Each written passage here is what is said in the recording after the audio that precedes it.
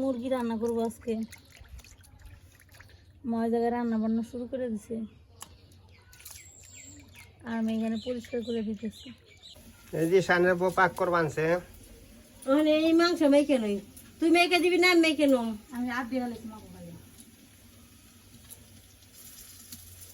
তুই মাংস মেখে নই। এই যে ভেন্ডি ওই ভাজি, গাবলা নিয়ে আসলে। বড়া, বকফুল ভাজা, ইলিশ মাছ।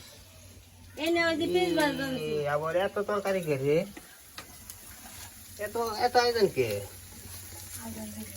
আয়োজন বেশি হয়েছে করে।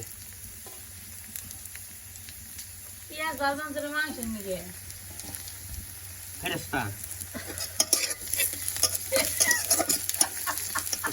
তোমার রান্না বান্না করতেছে, মাংসটা ধুয়ে এনে দিলাম কেটে। এই যে দেখেন কি কি রান্না হয়েছে। ইলিশ মাছ কেউ খাবে না। ইলিশ মাছ খাবো না, তোমার যে ইলিশ মাছ নাম ইলিশ, কাম ইলিশ না। এই যে বক ফুলের বড়া, খাও খালি তোমাকে ডাতু মারা খাবে, আমার খালি নাড়া চারা। বক ফুল নিয়ে এসে এলো বদাম দিকে। দেখি বাচ্চ না না, একটা ফ্রাই। ও সে মজা। মশমশা এমনি বড়া কি বানাইছো?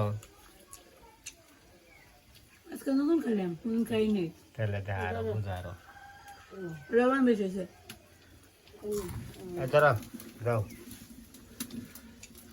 আদা রসুন পেঁয়াজ ধনে সব বাটা দিয়ে দিলাম। এটা কি দিলে? জিরে বাটা, তেল দিয়ে দিলাম। মশলাটাকে মাংসটা মাইখে নেবো, তারপর চুলাই দেবো। আর দেখা যায় সোমবার দিয়ে পেঁয়াজ কুচি ভাজি করতেছে, ভাজি হয়ে গেছে পেঁয়াজ কুচি।